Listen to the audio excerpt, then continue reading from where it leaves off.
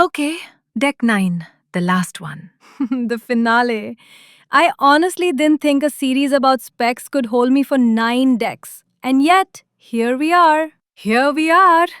STD in the wild, the industry playbook. And I want to flag upfront that this one is a different animal from the other 8. Different how? Decks 1 through 8 were mechanics. How to write a spec, how to wire test gates into CI, how to split the agent triad, how to build pipelines that fix themselves overnight. This deck is about what happens when you carry all that machinery into an actual company. Ah, the part where the org chart fights back. Exactly the part where the org chart fights back. The subtitle on the slide says it well: Tools, Teams, Roadmaps, and the Patterns that Survive Contact with Production. Emphasis on survive. You know what's funny? I've watched this exact movie at 2 companies now. The agent tooling worked fine. What broke was everything around it. Who reviews what? Who pays the token bill? Who owns the control files? That is the entire thesis of this deck. The technology part of spec driven development is mostly solved at this point. The adoption part is where rollouts go to die. So, what's actually in here? Give me the shape. 5 sections: a tool landscape, spec kit, Kiro, Claude Code, Cursor, Copilot's coding agent, the Devon style autonomous engineers, and Tessel. Then team topology, because roles genuinely change. Then a 30, 60, 90-day adoption roadmap.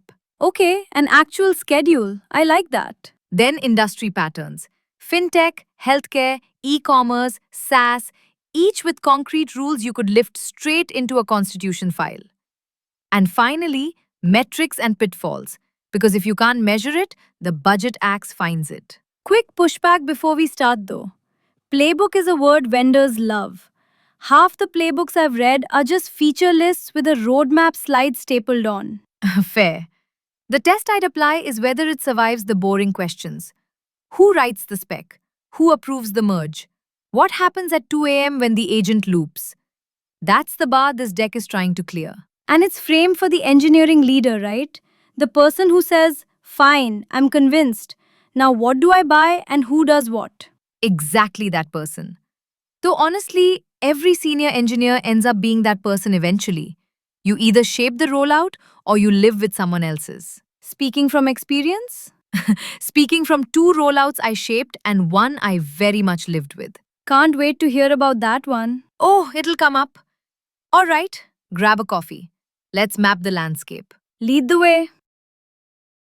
So before the deep dives, there's a map slide. 5 questions, 5 sections. Right, and I actually like how it's framed as questions because these are literally the 5 questions a real team asks, in roughly this order.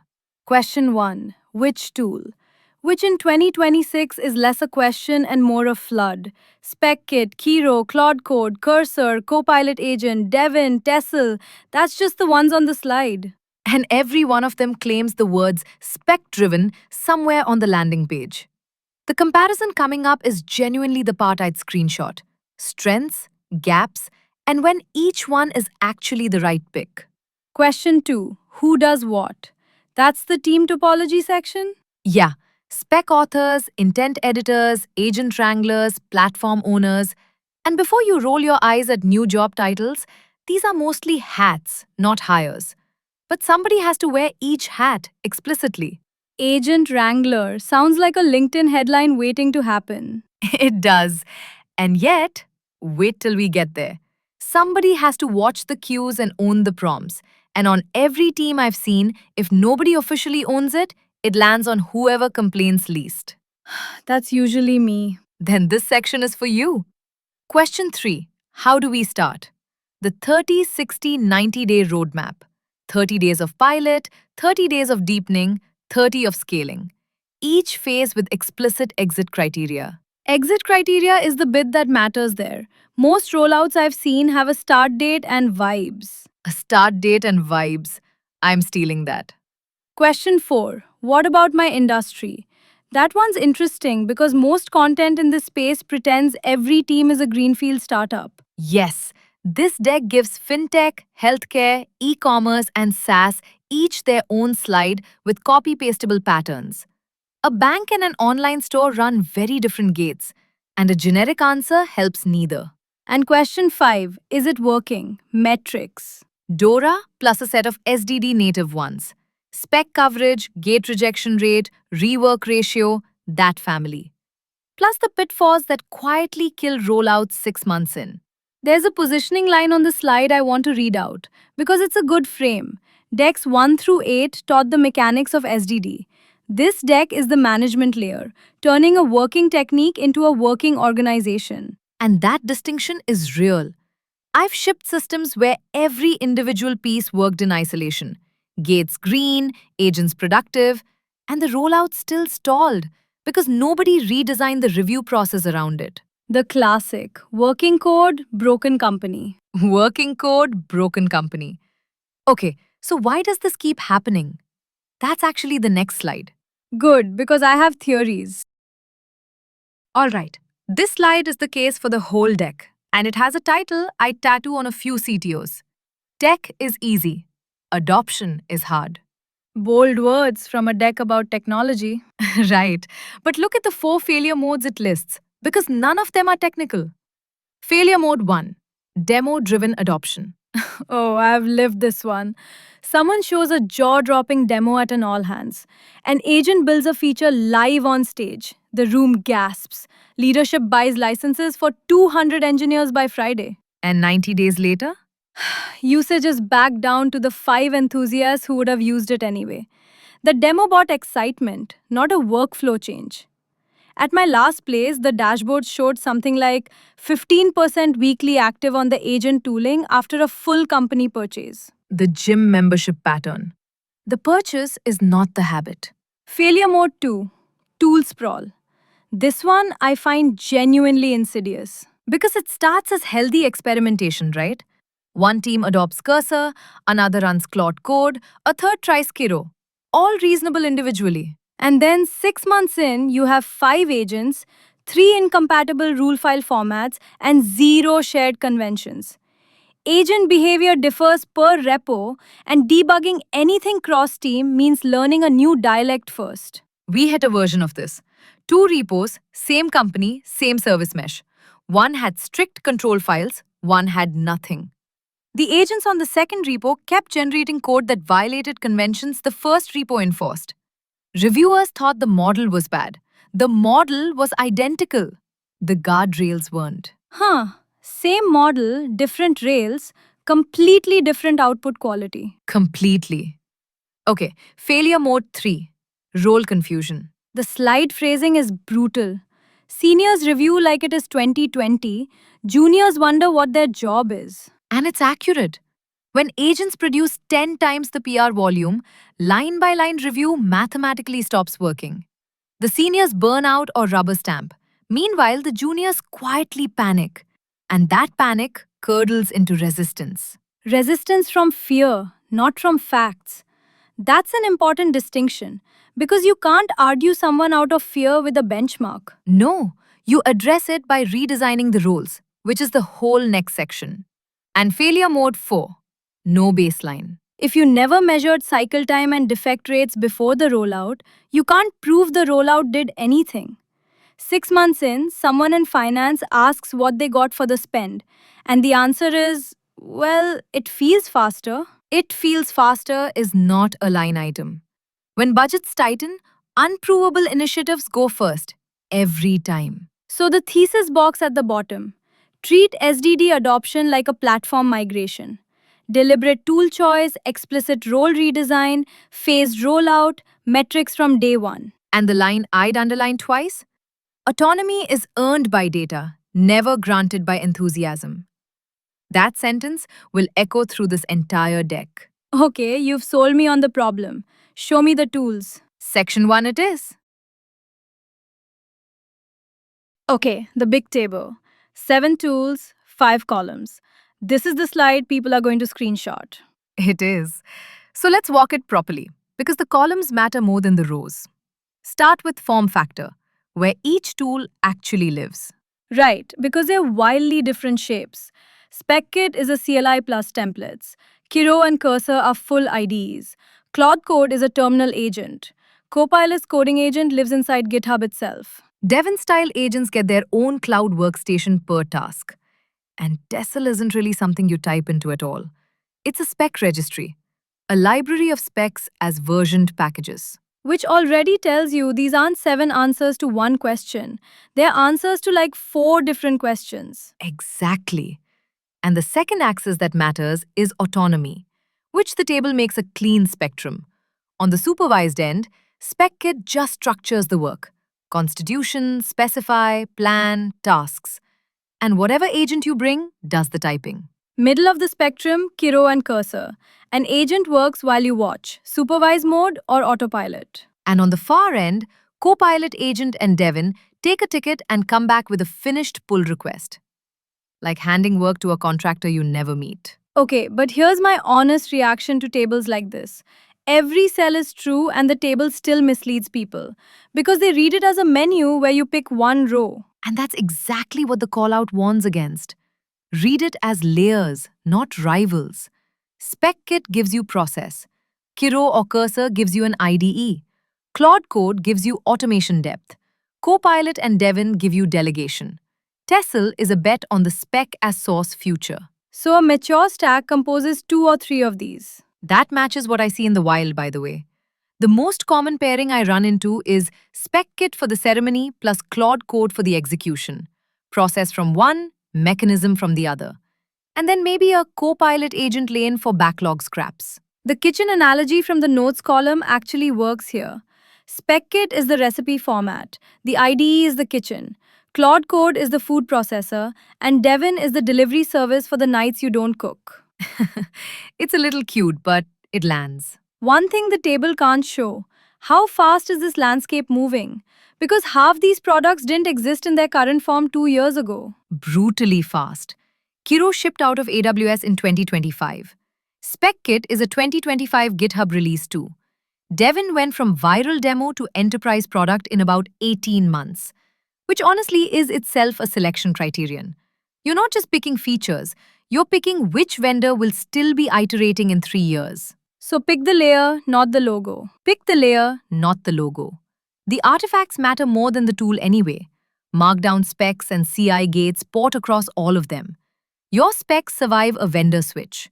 Your muscle memory might not, but the assets do. Okay, close-ups next. Close-ups next. SpecKit first. First close-up, GitHub SpecKit. And the tagline on the slide nails it. Process in a box. So walk me through the box. I've run specify init exactly once and then got distracted. Classic. Okay, it's an open source CLI. One init command scaffolds the whole spec-driven workflow into your repo. From there, work flows through 4 phases. Constitution first. Your project principles, the rules that never change. Testing standards, tech constraints, the stuff you'd otherwise repeat in every PR comment. Then specify. Specify captures what you're building and why, in plain language. Then plan turns it into a technical approach, and tasks chops the plan into small, individually reviewable units. And everything it produces is just markdown in Git, right? That's the part I actually like. That's the part everyone underrates. It sounds boring, markdown files. And the boringness is the feature. Your specs live next to the code, get reviewed in pull requests, and never drift off into some wiki nobody opens. The wiki where documentation goes to die. Every company has one. Okay, the second bullet is the one I want to push on. Agent agnostic. It drives Claude Code, Copilot, Gemini, Cursor, your pick. Is that real? Or is it agnostic the way cross-platform frameworks are cross-platform? Fair suspicion, but this one's actually real. And the reason is structural. SpecKit doesn't run the agent. It generates artifacts and prompt templates the agent consumes.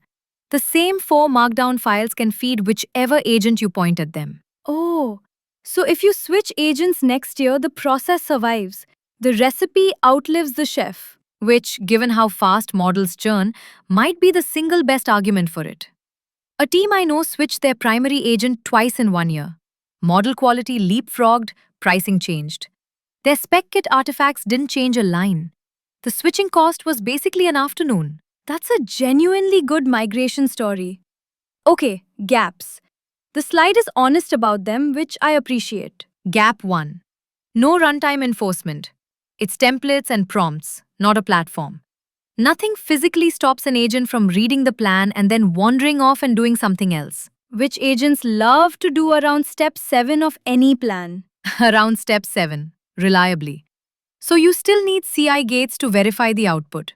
Spec Kit gives you the skeleton. You supply the muscles. And gap 2, weaker on brownfield. Yeah, the 4-phase flow shines on greenfield features where you're defining something new. On a messy refactor of a 10-year-old service, the specify phase gets awkward.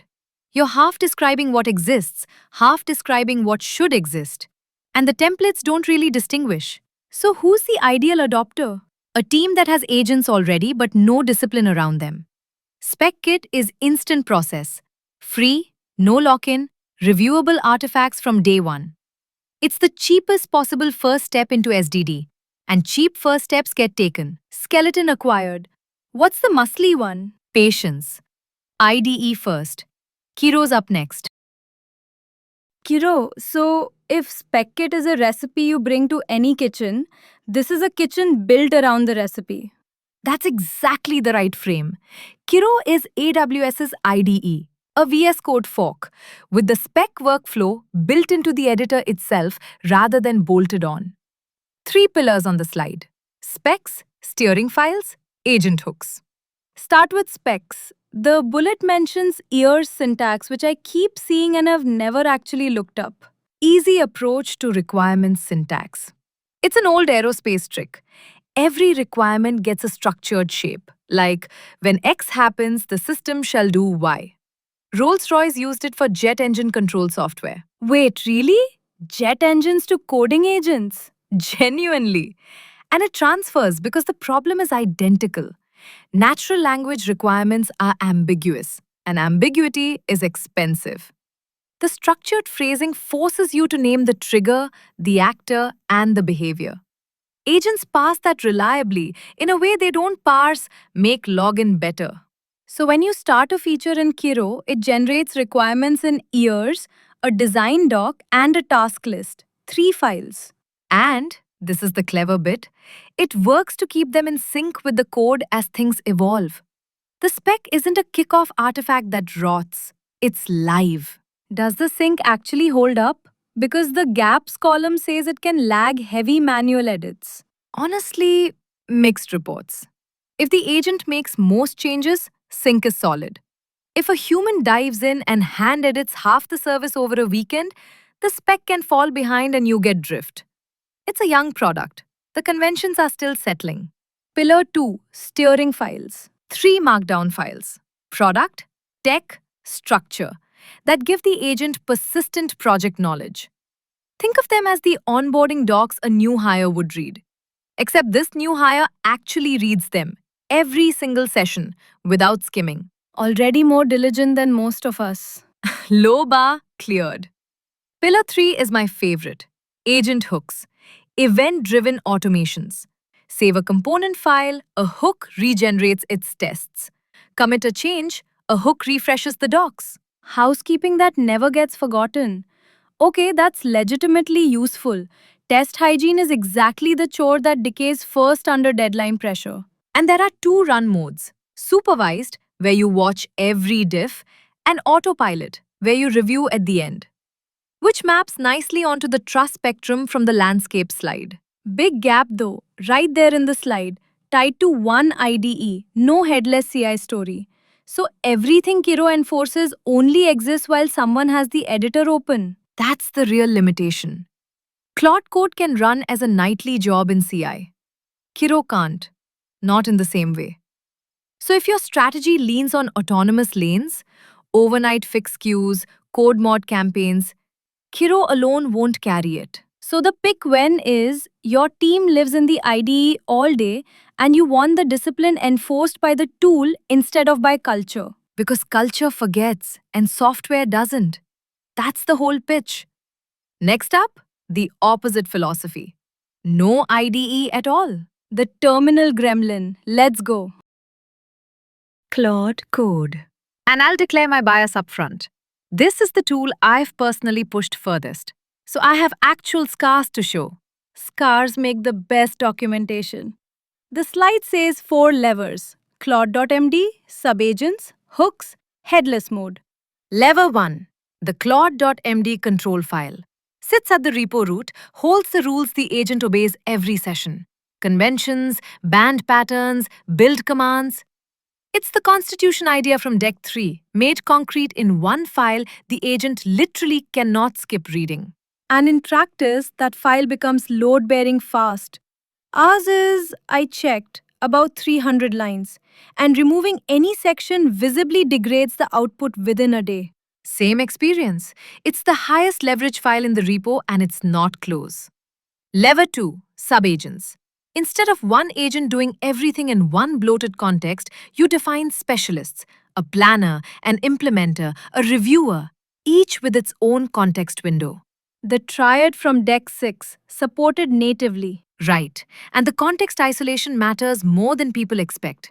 Before we split ours, the single agent would plan a refactor, get 40 files deep, and by file 30, the plan had fallen out of its effective context. It would start improvising. Splitting planner from implementer fixed that almost entirely. Lever 3, hooks. How are these different from Kiro's hooks? Different beast. Kiro's hooks are automations. Do a helpful thing on an event. Claude Code hooks are deterministic shell commands that fire on tool events and can block the action. Before a file edit, after a command runs. A ban list hook physically prevents the edit. An audit hook logs every action. Oh, that's the suggestion versus guarantee line. A prompt asks the model nicely. A hook is code. The model can't talk its way past a shell script. Exactly. And once you internalize that split, you start moving every rule you actually care about out of the prompt and into a hook. Prompts for style, hooks for law. Prompts for style, hooks for law. That's a keeper. Okay, lever 4, headless mode. One flag and the agent runs non-interactively, which means it slots into CI like any Unix program. Pipe in a prompt, get workout. Nightly lint fix lanes, automatic PR triage, large code mods. Agents as cron jobs, not just pair programmers. Give me a real number on a code mod, because that's the claim everyone makes. Okay, a deprecation sweep across a mid-size monorepo, roughly 900 call sites of an old logging API. Hand migrating was scoped at 2 engineer weeks. We ran headless agents over a weekend, sliced by directory, with the test suite as the gate. Monday morning, there were 41 PRs, 38 green. The 3 red ones were genuinely weird call sites that deserved human eyes anyway. 2 weeks to a weekend, and the failures self-selected for human attention. Okay, that's the actual pitch. That's the actual pitch. Now the honest gaps. Terminal first learning curve. Some excellent engineers simply do not want to live in a terminal, and pretending otherwise wastes everyone's time. And the second gap, it brings mechanism, not process. No built-in specify plan task ceremony. Which is precisely why the spec kit pairing is so common. One supplies the skeleton, the other the muscle. Together they cover what neither does alone. Convenient how the layers keep composing. Almost like that was the thesis. Almost. Next slide. The 2 tools your team probably already has installed. 2 tools, 1 slide. Cursor and the Copilot coding agent. And I'll take the lead here since Cursor's my daily driver. Go on then. Sell me. The frame the slide uses is the right one. These two answer 2 halves of the same question, which is, how much do you want to watch? Cursor is for work you do with the agent. Copilot agent is for work you hand to the agent. Start with Cursor. So the spec-relevant feature is the rule system. Small rule files scoped to directories or glob patterns. My API folder carries strict rules about error handling and response shapes. The front-end folder has totally different rules about components and styling. It's the control file idea, sliced fine. And the scoping genuinely helps versus one big global file? Noticeably, a global file bloats and the agent starts ignoring the middle of it. Scoped rules mean the agent only carries the rules relevant to the file it's touching. Smaller context, better compliance. We saw convention violations drop hard after we split ours up.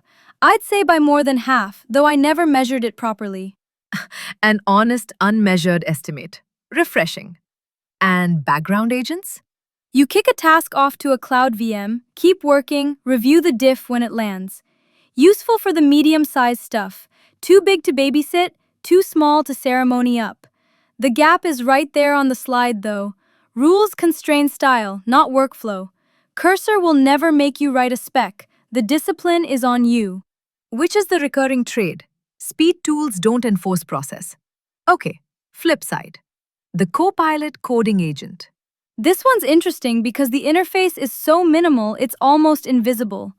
You assign a GitHub issue to Copilot the way you'd assign it to a teammate. It spins up a sandbox in GitHub Actions, does the work, opens a draft PR. And iterates on review comments?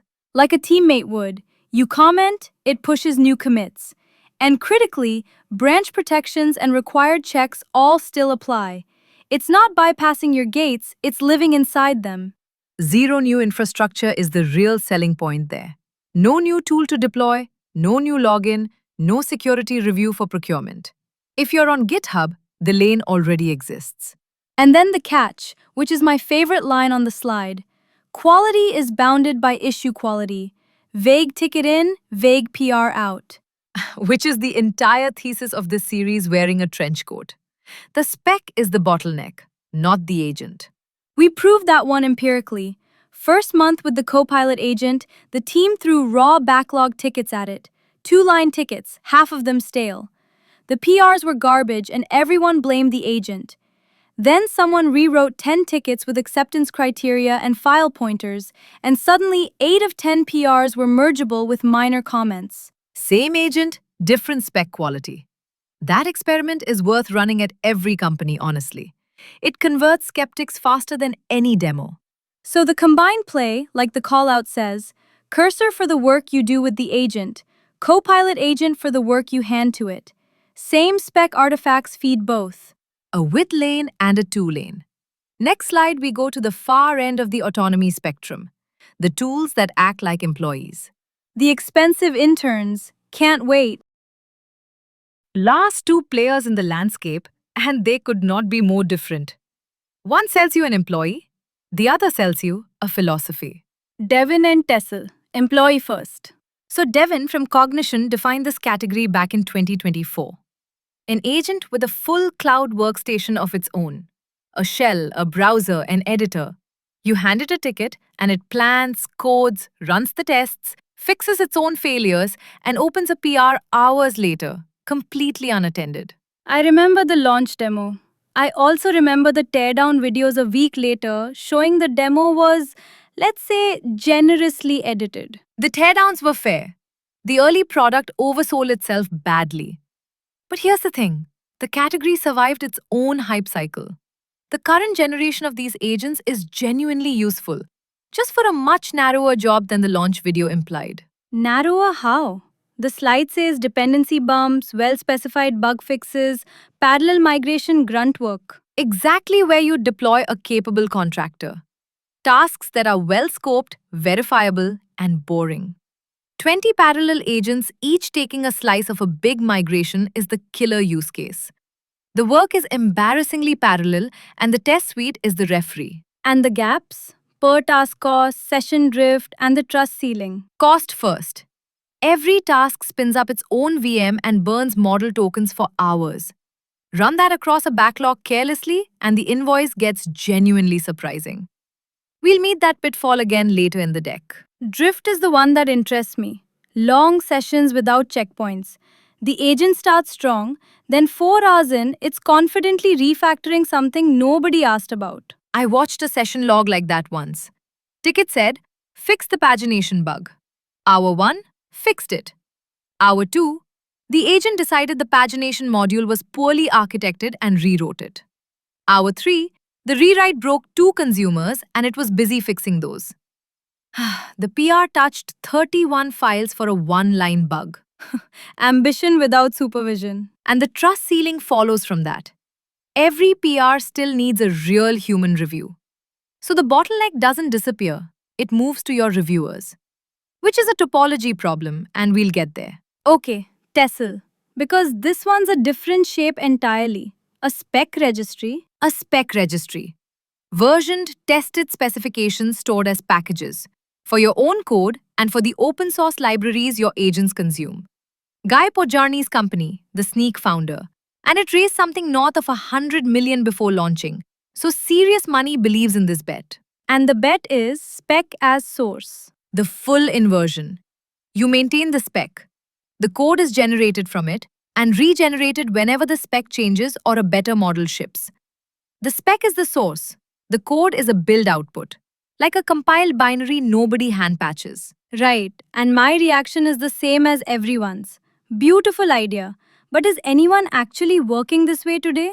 Regenerating a service from specs every model release sounds like a recipe for subtle behavioral churn. Honestly, almost nobody is fully there, and the slide says as much. Early and opinionated, not today's default. The churn problem you named is real, and the answer is supposed to be golden test spinning behavior. But that's exactly the path still being proven. So why does it earn a slide? Because of the call out. Even if you never adopt Tessel, its core claim, specs are the durable asset, code is a build artifact, is the end state this entire series has been pointing at. Every practice index 1 through 8 moves you toward being ready for that world, whoever ends up building it. Hedge the timeline, not the direction. Nicely put. Okay, 7 tools surveyed. Time to actually pick. Decision guide, go. The decision slide. And it opens with the rule that makes every other row easy. Choose by where your work already lives, not by whose demo impressed you. A rule that exists because the opposite keeps happening. Constantly. Okay, walk the branches with me. Branch 1. GitHub-centric org. Issues, actions, branch protections, the works. Spec Kit for process, Copilot coding agent for delegation. Everything stays inside the platform the team already trusts, and security review is basically pre-done because it's all GitHub native. Don't underrate that last bit. At a big company, not needing a new vendor through procurement can save you a quarter. Literally a quarter. I've watched a tool spend 4 months in vendor review while the team it was for lost interest entirely. Branch 2. AWS Shop, IDE First Culture. Kiro. The spec workflow, steering files, and hooks come built into the editor, and nobody has to adopt a terminal lifestyle. Branch 3. Automation and CI depth.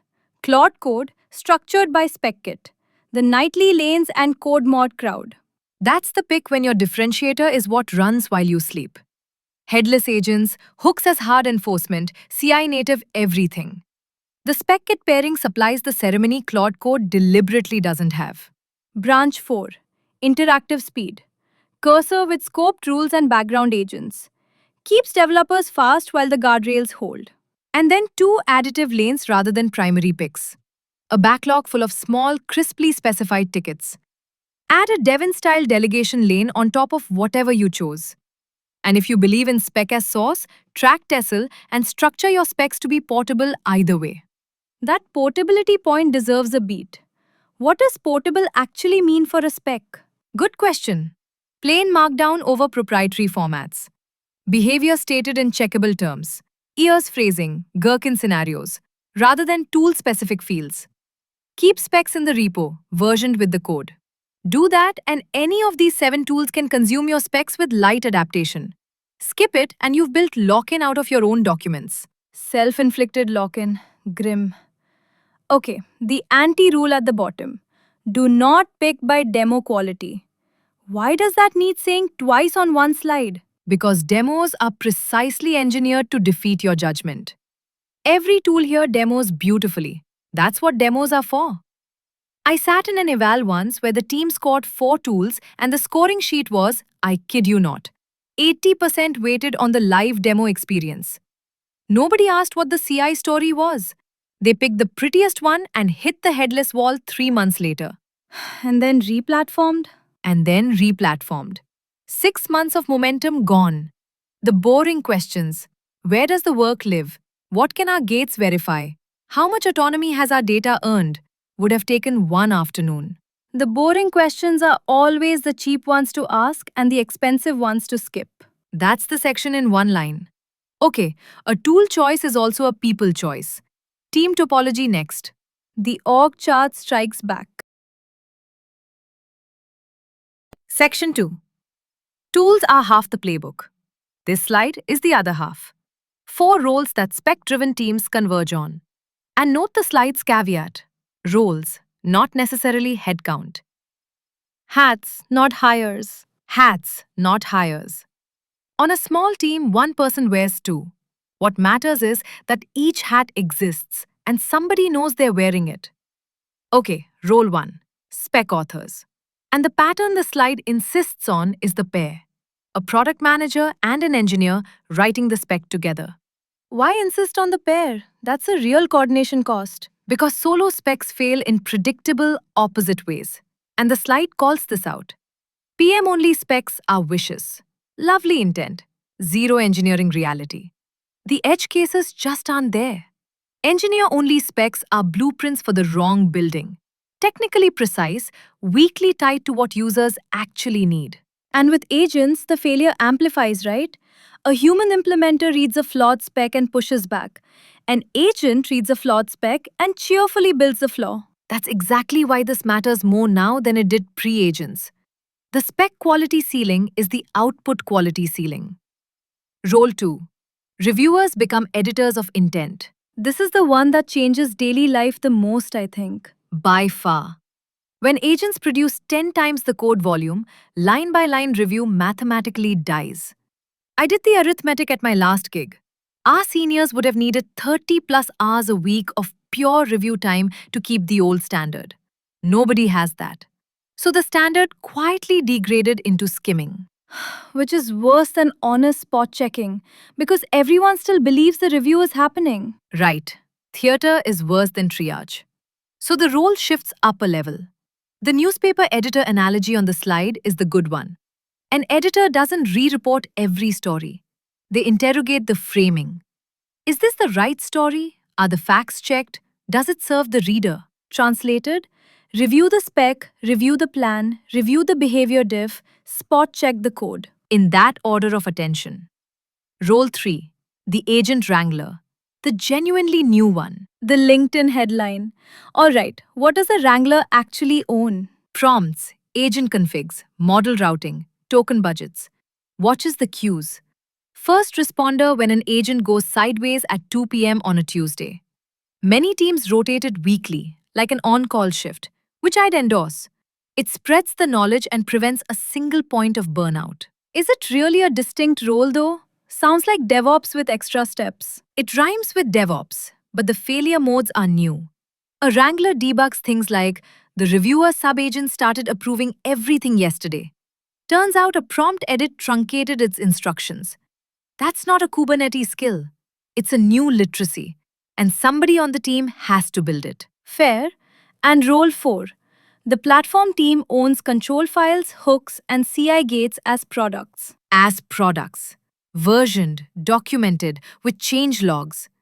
That one decision is what prevents the tool sprawl failure mode from earlier. One team, consistent guardrails everywhere, instead of 5 teams with 5 dialects. And the diagram closes the loop nicely. Reviewers who find a spec gap route it back to the spec authors, not just patch the code. Because fixing the code fixes one instance. Fixing the spec fixes the class. Okay, but there's an elephant in this org chart, and it's the junior question. Next slide. Yeah, this one I have opinions about. Okay, I'm taking the lead on this slide because I was the junior in the room when agents arrived, and I remember exactly how it felt. Close yours. The question every engineering leader gets in the hallway. If agents write the easy code, what do juniors do?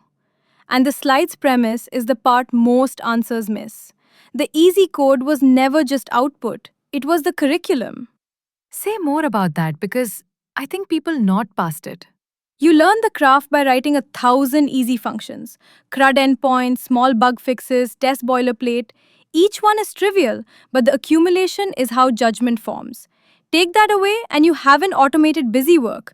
You've deleted the apprenticeship. And the table on the slide is the proposed replacement curriculum. Walk it. Row 1. Where a junior wrote CRUD endpoints, they now write and refine the specs for them, which, done honestly, is harder. Describing exactly what an endpoint should do, including the failure cases, is more demanding than typing the happy path. It builds precision of thought. Row 2. Instead of fixing small bugs by hand, you build the eval or test that catches that entire class of bug. Systems thinking, one level up the abstraction ladder. Row 3. Instead of copying patterns from seniors, you review agent PRs against the spec. Judgment, built one review at a time. And row 4. Owning the gates, fixtures, and golden files the whole agent fleet depends on, which is quietly the highest leverage row, because that's infrastructure everyone relies on. Now the risk box, and I want to be honest here rather than cheerful. Reviewing requires exactly the judgment that writing used to build. If juniors only ever watch agents work, You're training art critics who have never held a brush. that's the slide's phrase, and it's the right one. And I felt a version of this personally. My first year overlapped the agent transition, and there was a stretch where I realized I could direct work I couldn't actually do myself. That's a frightening place to operate from. What pulled you out of it? Honestly, a senior who made me do agent off weeks. Real tickets, no agent, just me and the editor. Slower, humbling, completely necessary. Which is exactly the slide's mitigation. Rotate juniors through gate building and incident reviews where learning density is highest, plus regular protected agent off exercises. The aviation parallel lands here. Autopilot flies most of the route, but pilots still log manual landings. The regulators literally require currency because the skill must exist when the automation fails. And it will fail. The 3 a.m. incident where the agent is part of the problem is precisely when you need a human who can actually drive. One more layer. The incentives have to follow. If the promotion ladder still secretly rewards lines shipped, none of the new curriculum sticks. The ladder has to genuinely value spec quality and review judgment. Which is the reframe at the bottom. Juniors stop being cheap typists and become apprentice editors. The ladder shifts from write more code to judge code better. The ladder doesn't vanish, it rotates. I genuinely like that framing. It's the most honest version of an answer that usually gets hand waved. Okay, tools picked, roles defined. Time to schedule the rollout. The 30, 60, 90. Let's go. Days 1 through 30. And the roadmap starts deliberately small. One service, one goal. Prove the loop works in your house, with your code, your CI, your people. Why so much emphasis on your house? The vendors all have case studies. Because case studies are other people's houses. Your monorepo quirks, your flaky test suite, your weird deploy process. The loop has to survive those specifically. Nothing transfers until it's been proven locally. Okay, first bullet. Picking the pilot service. 3 properties. Low blast radius. So if something goes wrong, customers don't notice. Decent existing tests, because agents amplify whatever quality culture they land in. Do not start in your messiest repo. I cannot say that hard enough. People do that, don't they? Let's point the shiny new agent at the haunted legacy service. Every time. The logic is that's where we need help most. But an agent in a repo with no tests and tangled conventions produces plausible looking changes that nobody can verify. I watched a team burn their entire pilot credibility this way. 6 weeks in the haunted service, nothing mergeable. And leadership concluded agents don't work. The agent was fine. The petri dish was poisoned. And property 3. A team that volunteered. Never conscripts. The slide is blunt about it, and so am I. Conscripted pilots fail at roughly the rate you'd expect conscripts to fail. You need people who want this to work, because the first month is full of friction. Only enthusiasm survives. Then the foundation work. Control file plus TDD gates in CI. Weeks 1 and 2 basically. Write the Claude.md or steering files or rules. whichever dialect your tool speaks. Then wire the gates. Tests must exist and pass before any agent PR merges. Gates before autonomy. Always in that order. And the baseline bullet. 4 weeks of DORA, cycle time, review time, defect rates before agents touch anything. Honest question. Does anyone actually do this part? It's so easy to skip. Almost nobody does it. And it's the single most common regret I hear at the 90-day mark. It feels bureaucratic. It feels skippable. It is neither. 90 days from now, that baseline is the only thing standing between your rollout and the budget axe. You cannot prove improvement against a number you never wrote down. And the data is usually sitting in GitHub and your deploy logs already. It's an afternoon of dashboard work. An afternoon that buys you next year's funding. Then the last bullet. Train 2 or 3 champions. People who go deep on spec writing and the agent workflow, who become the internal teachers. Why champions over, say, vendor training for everyone? Because peer teaching beats vendor onboarding decks every single time. When the person at the next desk shows you how they shipped a feature with the new workflow, that's credible in a way no slide deck is. Champions are how adoption spreads after the pilot. They're seed crystals. And the exit criteria. The agent has shipped 3 or more spec-driven changes through the gates, the baseline dashboard exists, and a champion can demo the loop end-to-end without help. Concrete and checkable, which is the point. No vibes.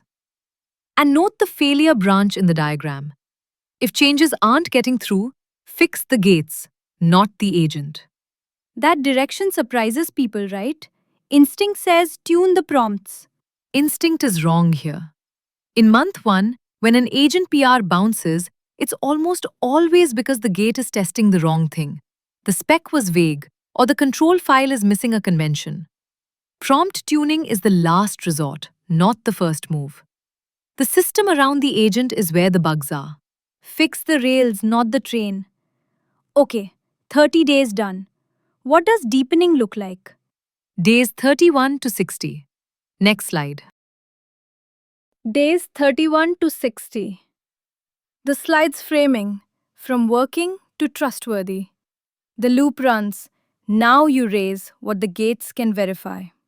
4 additions this month. First, the BDD layer from Deck 5. Take the service's canonical user flows and capture them as Gherkin scenarios.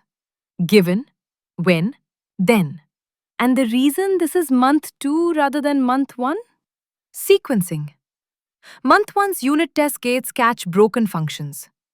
The BDD suite catches the subtler failure. Correct functions composed into the wrong behavior. Every step works, the flow is broken. You need the simple gate proven before the behavioral gate makes sense. And in practice, these run as real end-to-end tests? Playwright under the Gherkin? Typically, yeah. Playwright or Cypress driving the actual app, with the Gherkin as the readable layer on top. Which brings flakiness, the eternal tax on E2E testing. Budget for it. Retries, proper waits, and quarantine for the flaky ones, or your agents will be fighting ghosts. Agents retrying a flaky checkout test at 3 a.m., burning tokens on a race condition that isn't theirs. Ask me how I know. We've all paid that bill. Second edition. Stand up the agent triad on the pilot. Planner, implementer, reviewer sub-agents, each with its own context. And the rule attached to it, which I think is the best single rule in the deck. The reviewer must cite the spec line for each approval. No citation, no approval. And the reason it works is mechanical. Vague agreement cannot survive a citation requirement. An LLM reviewer happily emits. Looks good, well structured, approved. Ask it to point at the exact spec line justifying each change, and the hallucinated approvals mostly evaporate. Because now there's a checkable claim. A human spot checking the review can verify the citation in 10 seconds. Exactly. It converts review from an opinion into evidence. Third edition. Selective Test CI. Run only the tests affected by the diff during iteration. The full suite still guards the final merge. How big is the win there actually? Bigger than it looks, because agents iterate in tight loops. Say your full suite is 25 minutes and the affected slice is 90 seconds. An agent doing 15 iterations on a feature just went from 6 hours of waiting to about 20 minutes. Feedback latency compounds. It's the difference between an agent that converges and one that times out. And you give up no safety because merge still runs everything. Right. Fourth edition is a human one, the spec review ritual. Specs get PR review before implementation starts. The economics there are stark. An intent bug caught at spec stage costs a 5-minute conversation. The same bug after implementation costs a rewrite plus a deploy. And with agents, the rewrite is fast, so people get sloppy. But the deploy and the user impact aren't fast. Cheap correction upstream beats fast correction downstream. Then the tracking starts. Gate rejection rate and rework ratio. We'll define those properly in the metrics section, but start collecting now, because month 3 decisions depend on this data existing. Exit criteria for day 60. BDD suite green on every merge. The triad handles a medium feature end-to-end, and gate rejections trending down month over month. And then month 3 is where it gets spicy. Autonomy, the fun one. Day 61 to 90. The month autonomy gets real. But the slide qualifies it immediately, and the qualifier is the whole point.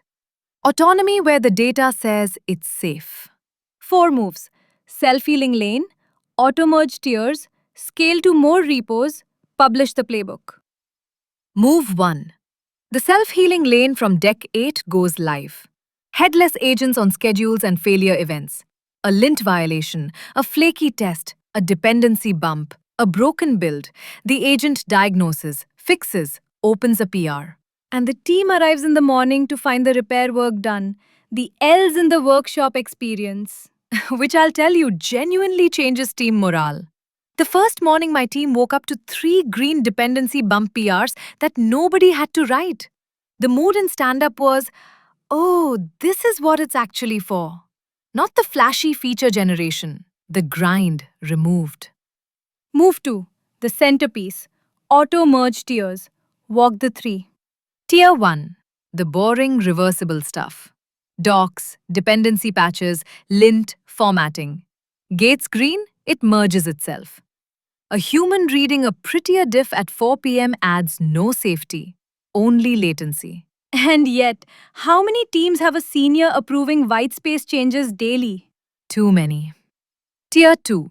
Real code in well-tested areas. Gates plus 1 human approval. And Tier 3. Auth, money paths, schema migrations, infrastructure. Always senior review, 4 eyes, no matter how green the gates are.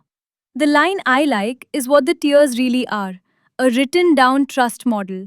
Instead of one vague feeling about whether we trust the agents, you get explicit change classes with explicit verification. Trust stops being a mood and becomes a policy.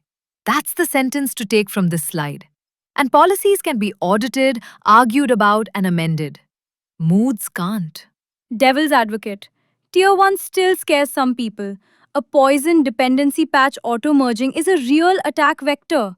Supply chain incidents have come in exactly through that door. Legitimate. And the answer lives in the gate design, not the tier. Pin to lock file diffs only. Require provenance checks. Delay window new releases. The NPM ecosystem attacks mostly exploit day 0 publishing, so even a 72-hour cooling off period filters a lot. If your gates can't express that yet, dependency bumps stay tier 2. The ladder bends to your verification capability, not the other way around. Which is the earn by data principle applied honestly. Okay, move 3. Scale to 3 to 5 repos. With the platform team templating the control files and gates, so each new repo starts from a kit, not from scratch. And the champions seed each new team. This is where month 1's champion investment pays out.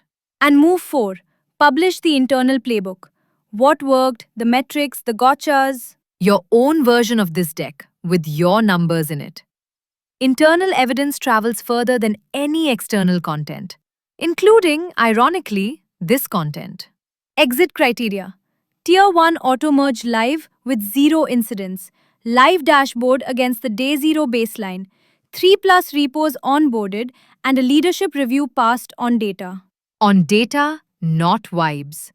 The phrase recurs because the failure recurs, Alright, so that's the generic roadmap. But a bank and a hospital don't run the same gates. which is exactly the next section. Industry patterns. Fintech first. Fintech, where a wrong line of code isn't a bug.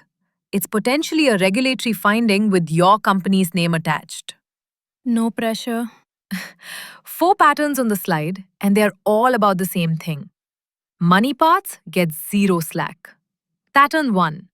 Compliance rules go straight into the Constitution, phrased so machines can check them. The examples are good because they're concrete. Every money mutation emits an immutable ledger event. No PII and logs. All amounts are integers in minor units. That last one, cents, never floating point dollars, is the oldest landmine in financial software. Floating point will eventually lose somebody half a cent, and an auditor will find it. It's practically a rite of passage, The half-cent bug. Office Space was a documentary. basically. And here's the part worth pausing on. When these rules live in the control file, every agent obeys them on every change, which is more than you can honestly say for every human on a deadline. That's the quiet inversion of this whole section, isn't it? The agent is the more compliant employee as long as the rule is written down and enforced by a hook. As long as. Carrying a lot of weight, but yes. Pattern 2. Audit trail artifacts. And this is where SDD turns a burden into a gift. Because the spec plan diff approval chain already exists per change. It's a byproduct of the workflow. So when the auditor asks, who decided this and why? The answer is a link, not a 3-week archaeology dig through old chat threads. I sat through a SOX audit pre-SDD once. 3 engineers, 2 weeks, reconstructing decision trails from chat exports and tribal memory. The same question under a spec-driven workflow is 1 click into the change record. 2 engineer weeks versus a click. That's the ROI slide nobody makes. Pattern 3. 4 eyes merge gates. Payment code, ledger code, limit checks, tier 3 forever. 2 named human approvals, and the PR explicitly flags agent authorship. Forever is a strong word in a deck that's all about autonomy earned by data. Doesn't the ladder apply here? Deliberately not. And it's worth being crisp about why. The autonomy ladder assumes the cost of a rare miss is tolerable. On money parts, it isn't. A bad merge can be a regulatory event, not just an incident. So the ceiling is structural, not earned. Some change classes never graduate, and that's correct. Okay, pattern 4. Golden file test for money math. This one's my favorite on the slide. Mine too, because it's so cheap and so effective. Snapshot known correct outputs for interest, fees, currency conversion, rounding, deterministic fixtures. Any agent refactored code must reproduce them byte for byte. Not approximately, byte for byte. Byte for byte. Which gives you a beautiful asymmetry. Agents get full refactoring freedom across the code base, except where the pennies live, where the output is pinned exactly. Freedom everywhere, determinism at the core. And golden files are agent proof in a way assertions aren't. The agent can't weaken a snapshot the way it might quietly loosen a tolerance in an assert. Sharp observation and true, especially if the goldens are right protected from the agent by a hook. Then the payoff line at the bottom. Regulators tend to love this model once they see it. Genuinely? My prior was regulators plus AI agents equals panic. The panic is about ungoverned AI. Show them specs, gates, and a complete decision chain per change, and they see something more traceable than human-only development ever was.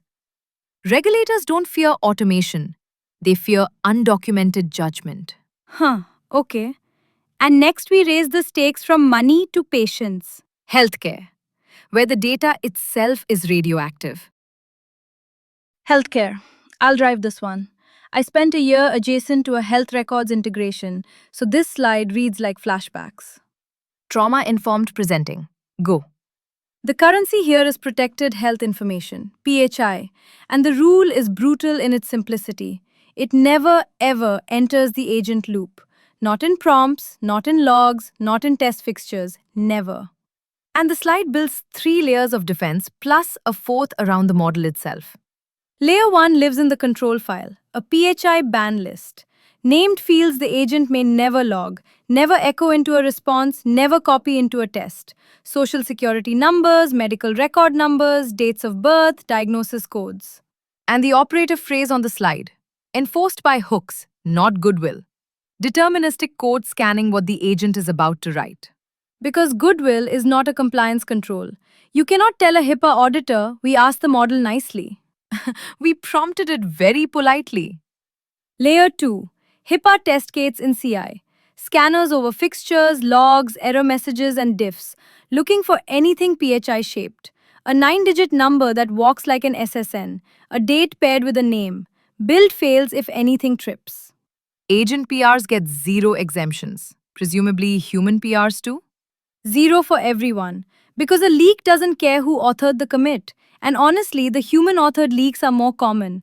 A developer pastes a real record into a test file to reproduce a bug, ships it, and now there's PHI in Git history forever.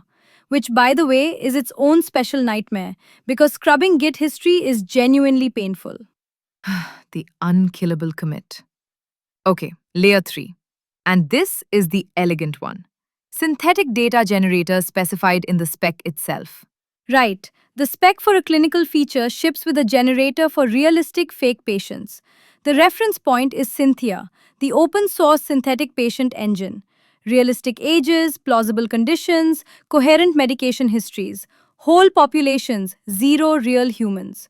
And specifying the generator in the spec is the clever move, because it makes good data hygiene the default path instead of a virtuous detour. The agent develops and tests against synthetic cohorts because that's simply what the spec provides. Make the right thing the easy thing. Then the fourth bullet, BAA scoped model endpoints. Agent traffic routed only through endpoints covered by your business associate agreement, with model side logging disabled for clinical repos. Which is table stakes with every major model provider now. They all offer 0 retention BAA covered endpoints. But somebody has to actually wire the routing so clinical repos can't quietly hit a default endpoint. The wrangler's job, incidentally. And then the rule of thumb in the callout, which I think is the strongest sentence on the slide. The agent should be able to build the entire feature without ever seeing one real patient record. And if it can't? Fix the spec, not the access policy. If the agent needs real data, the spec is underspecified. The synthetic generator isn't rich enough, or the behavior isn't fully described. Loosening access is treating the symptom and creating a breach vector. That's a transferable principle well beyond healthcare, honestly. Data access requests are often spec gaps in disguise. That's true of half the prod access requests I've ever seen. Okay, from regulation to retail? E-commerce, where the regulator is the revenue graph. E-commerce. No regulator in the room this time. The discipline comes from somewhere scarier. The revenue graph updates in real time. Nothing focuses the mind like watching conversion drop live during your deploy. Spoken like someone with a story. Later, pattern 1 first. The checkout and cart flows become the canonical BDD suite. Browse, add to cart, apply coupon, pay, confirm. Gherkin scenarios run on every merge. Revenue protection as an executable test. The slide's image is the right one. A tripwire stretched across the one corridor all your money walks through. If an agent change breaks any step of the funnel, the gate catches it before a customer does. And in practice, that's Playwright driving a real browser through a staging checkout with a test payment processor. Stripe test mode, fake cards, the whole flow exercised for real. Pattern 2. And this one targets a genuine agent blind spot. Visual regression on the product detail and listing pages. The blind spot being that agents are excellent at logic and weirdly careless about pixels. Reliably careless. A refactor nudges the buy button below the fold. Every unit test passes. The button exists, the handler fires, the math is right.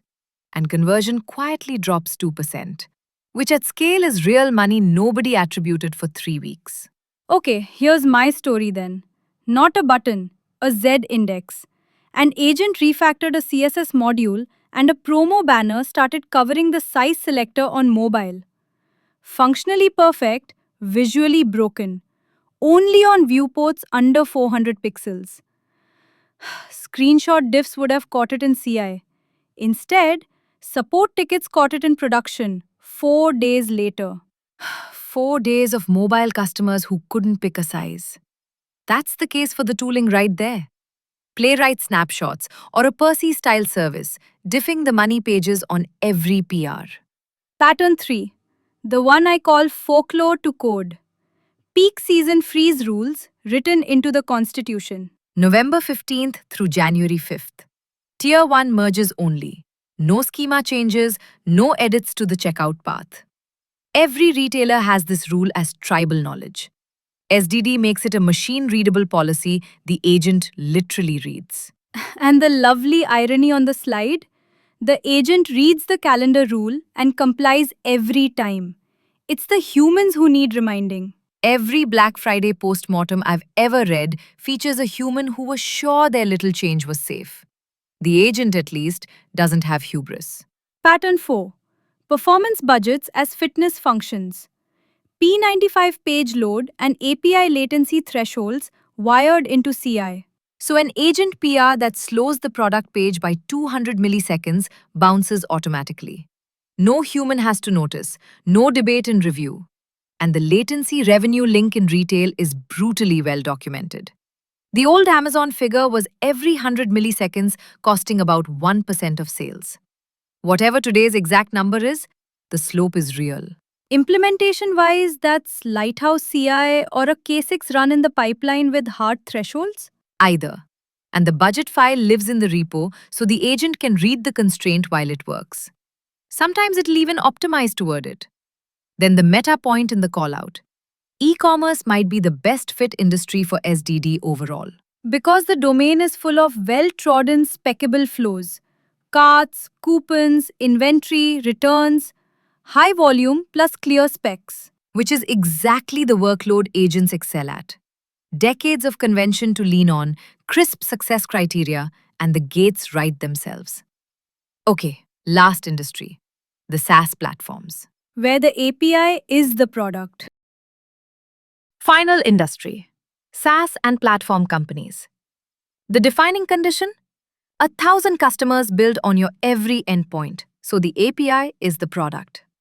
And pattern 1 follows directly. API contract tests as the outermost gate. The open API definition gets diffed in CI on every PR. A removed field, a changed type, a tightened validation, blocked, unless the API version bumps. And here's why the single gate matters so much for agents specifically. It's what makes large-scale agent refactoring safe in a platform company. Agents can rip the internals apart as aggressively as they like, as long as the contract surface stays identical. The walls inside the house can move, the front door must not. That's the slides line, and it's a keeper. Tooling-wise, this is mature stuff. OAS diff for OpenAPI diffing, or packed if you want consumer-driven contracts. An afternoon to wire and it converts breaking changes from a recurring incident category into a CI status. Pattern 2 is the heavy one, multi-tenant isolation. The Constitution states it plainly. Every query is scoped by tenant ID, no exceptions. But stating is not proving, so the pattern adds cross-tenant probe tests that actively attempt to read another tenant's data, and must fail. Attack-shaped tests. You're red teaming your own query layer on every merge. Because in B2B SaaS, one cross-tenant leak is not a bug. It's the end of the trust your entire business sits on. Customers can forgive downtime. They do not forgive seeing someone else's data. which is why the slide marks this permanently tier 3. Like fintech's money paths, some classes never graduate to auto-merge. And the probe tests are genuinely necessary? The where clause discipline feels like something a linter could check. A linter catches the obvious misses, and you should run one.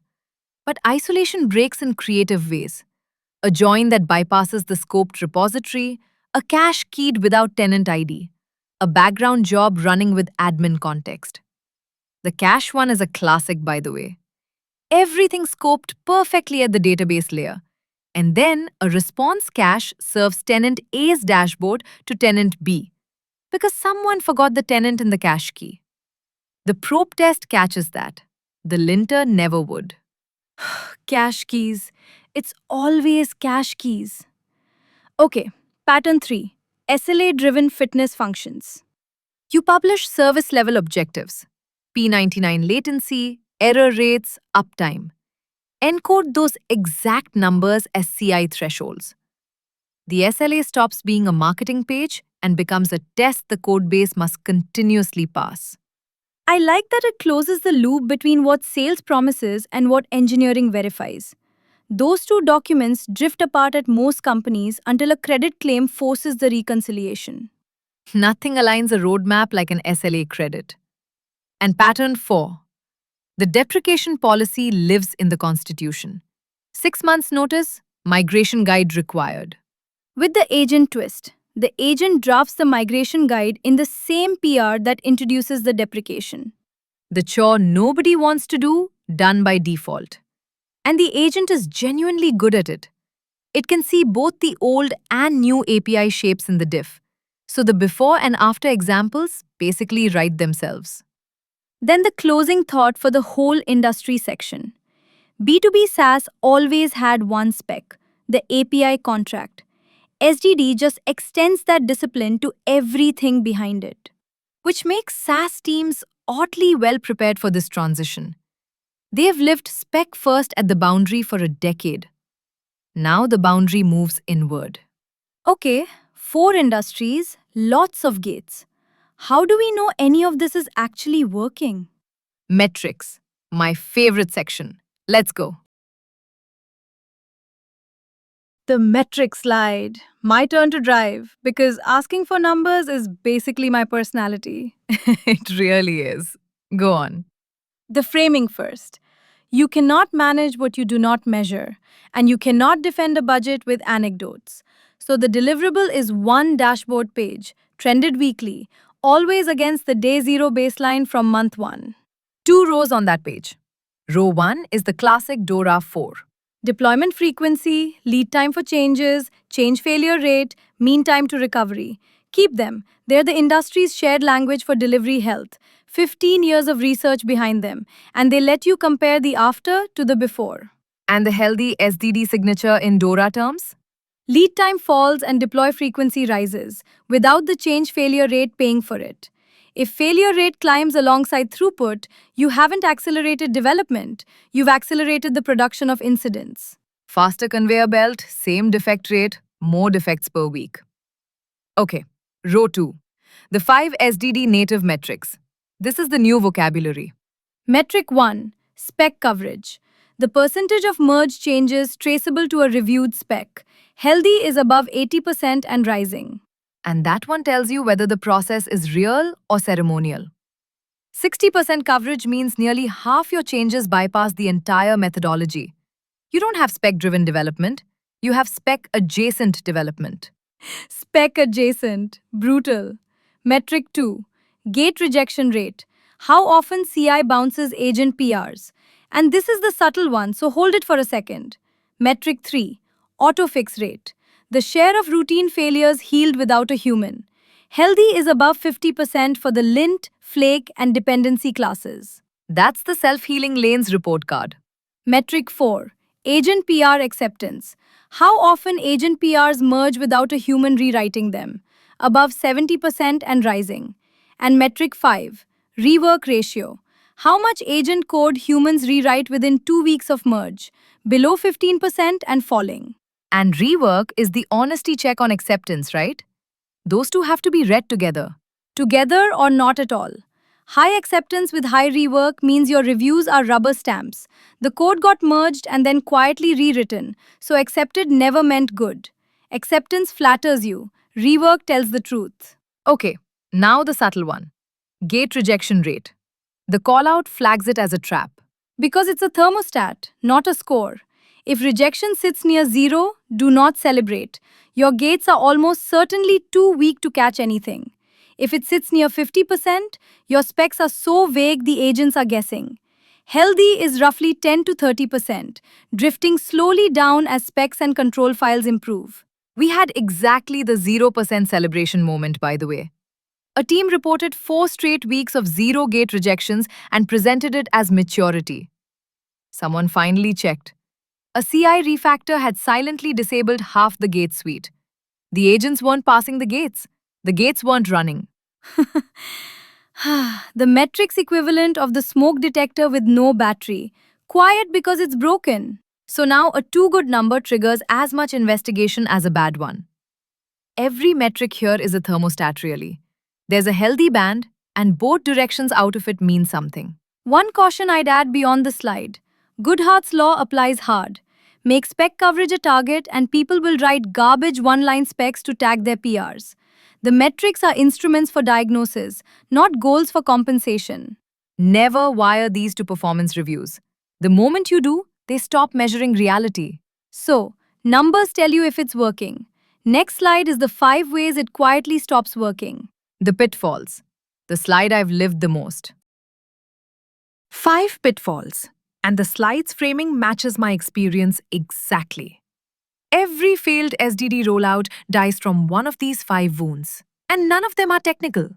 Pitfall 1. Spec rot. The specs were accurate in March.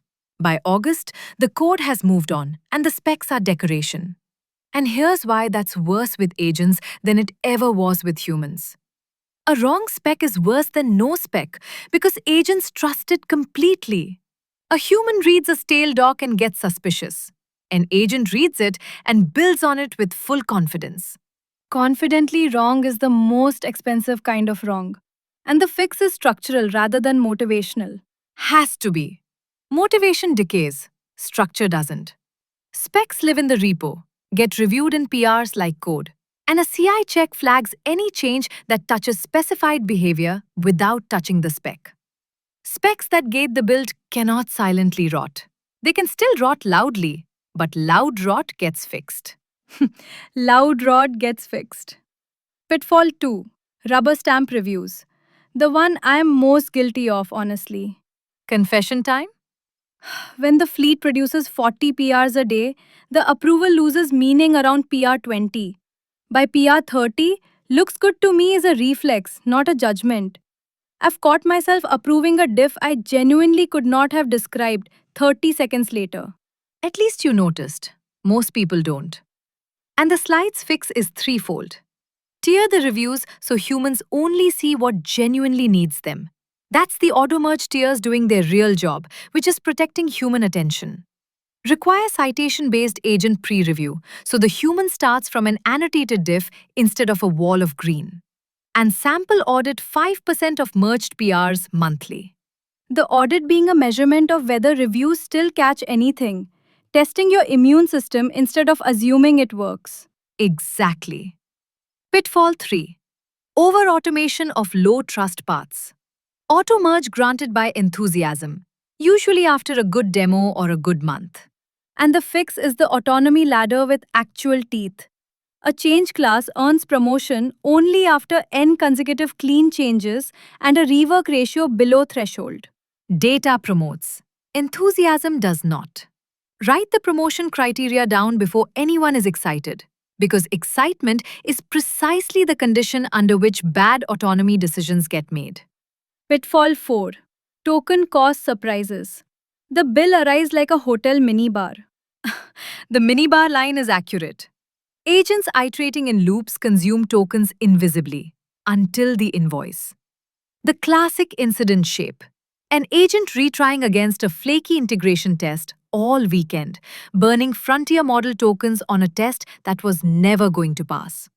Monday's bill was a multiple of the monthly budget for zero merged code.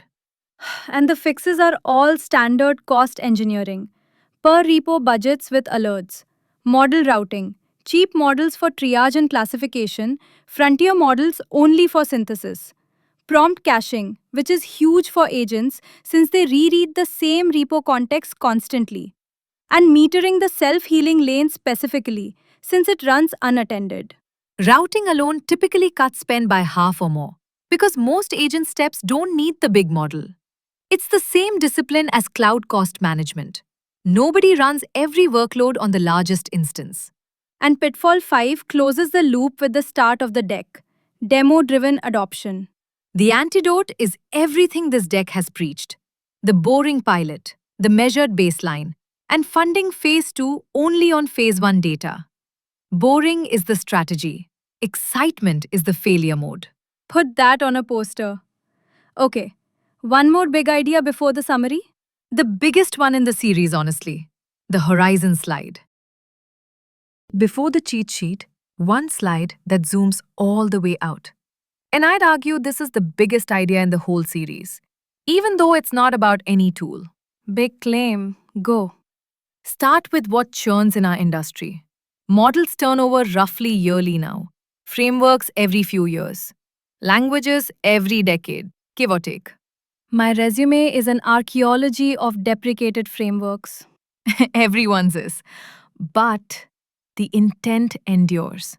The slides example is good. The statement that refunds settle within 5 days and the books always reconcile. That was true in the COBOL version of your bank, it's true in the microservices version, and it'll be true in whatever the agents build next. Intent is the only layer of the stack with no expiry date. That's the line. And once you see it, the inversion follows naturally. Today, code is the asset and documentation is the afterthought. On the horizon, that flips. The spec portfolio is the asset, and code becomes a build artifact, something you regenerate. The compiler analogy being the load bearing one. Nobody hand patches a binary. When the compiler improves, you recompile. So, when a meaningfully better model ships, you regenerate the service from the same specs and the same gates, and your golden tests confirm the behavior held. We already live this way one level down the stack. Nobody mourns a binary. The claim is that source code is next in line for that treatment. Okay, resident skeptic duties. The compiler analogy has a gap. Compilers are deterministic. Same input, same output, formally verified in some cases. Models are not. Regenerate a service and you get behavioral drift in every corner your golden tests don't pin. And that's a real gap, not a rhetorical one. The honest answer is that the inversions timeline depends entirely on verification coverage. Golden tests, BDD suites, contract tests, the regeneration is only as trustworthy as the gate mesh around it. Which, notice, is exactly what DEX 4 and 5 had us building. The gates aren't just guardrails for today's agents, they're the precondition for tomorrow's regeneration. Huh. So the series has been quietly building the regeneration infrastructure the whole time. That's why this slide sits at the end. Then the fire question. The slide asks, what would you grab in a fire? And the honest answer is increasingly the portfolio of specs. The specs, the golden tests, the constitutions. The code is recoverable from those. The reverse is not true. Try the thought experiment for real, by the way. Delete the code, but keep the specs and gates. A fleet of agents rebuilds the service in days. Delete the specs, but keep the code. You're reverse engineering intent out of implementation for months, and you'll get parts of it wrong. Half of what archaeologists/engineers do on legacy systems is exactly that second case, guessing at intent from artifacts. And so the investment guidance in the callout. Every hour making specs precise, testable, and portable appreciates over time.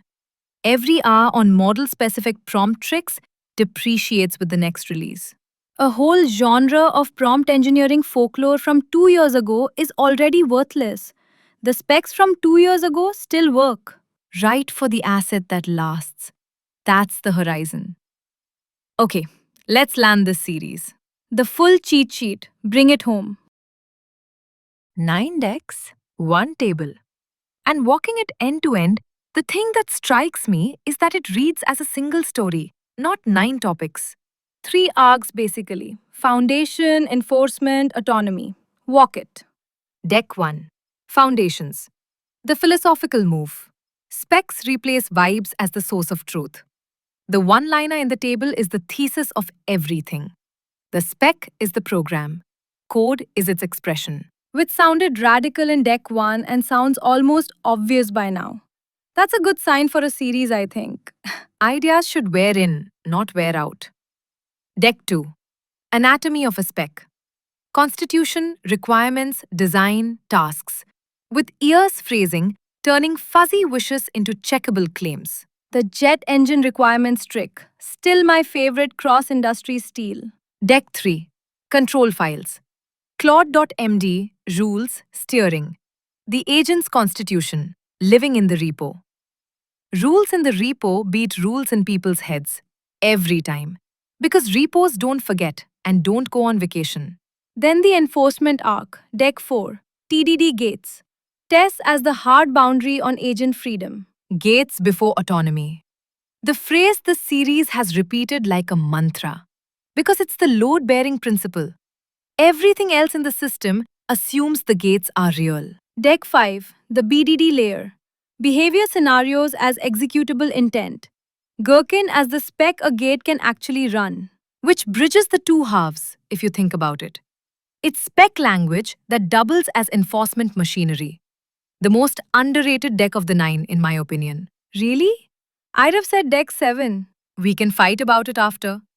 The autonomy arc then. Deck 6. The agent triad. Planner, implementer, reviewer, separated.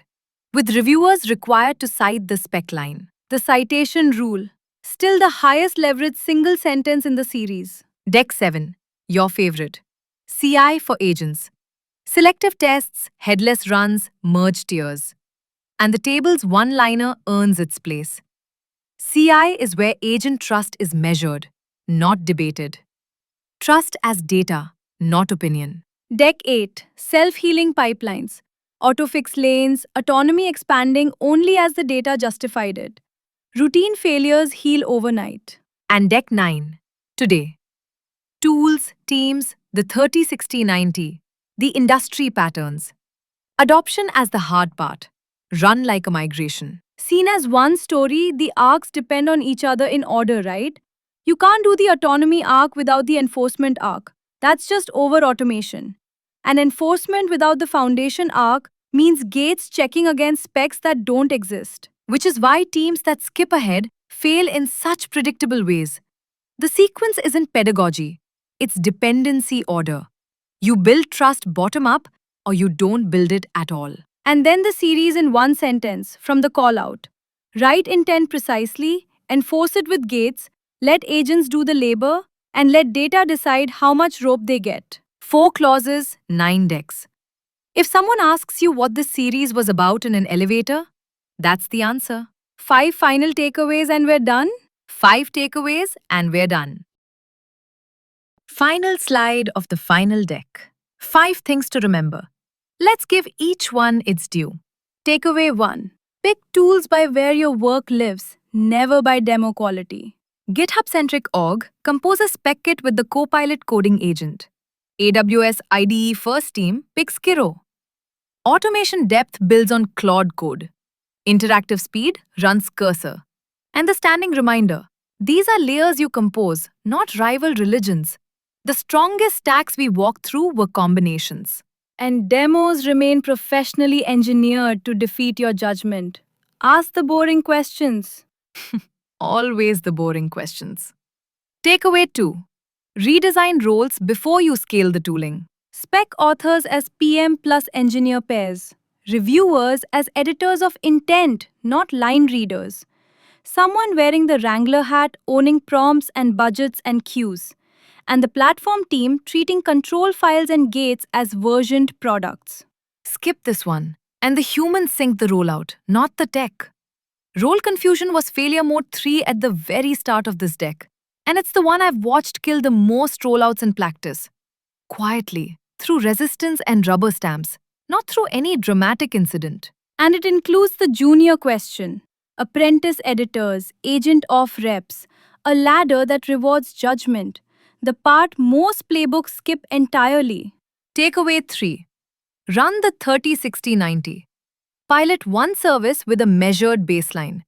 Deepen with the BDD layer, the triad, and selective CI.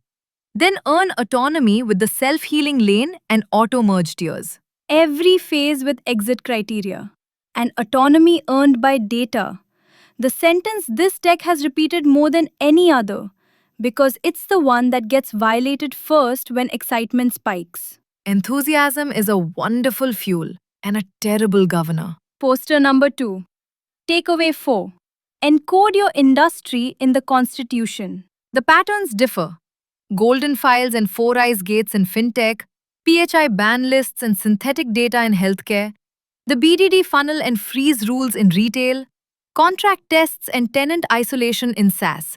But notice, the move is identical in all four.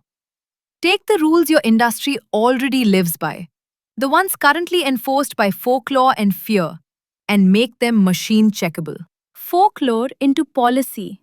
The freeze window example being the purest case. Every retailer has the rule, almost none have it in code. And takeaway 5, the one that frames everything. The spec portfolio is the asset. Models churn, frameworks churn, and the code itself is becoming a build artifact you regenerate. What endures is precisely written, testable intent. Build that portfolio. Measure it honestly with Dora plus the SDD Native 5. Defend it from rot with Gates. And it will outlive every tool we named in this deck, which, given how fast this landscape moves, is the only safe bet on the slide. You know what gets me looking back at all 9 decks? None of the durable ideas were about AI really. Write down what you mean, verify what you built, extend trust on evidence. That's just engineering. That's exactly it. The agents didn't change what good engineering is. They changed the cost of skipping it. Vibes used to cost you eventually. Now they cost you at machine speed. 9 decks. We actually finished a series. We did. Thanks for walking all 9 with me. Anytime. Same time next series? Obviously. Now go write a spec.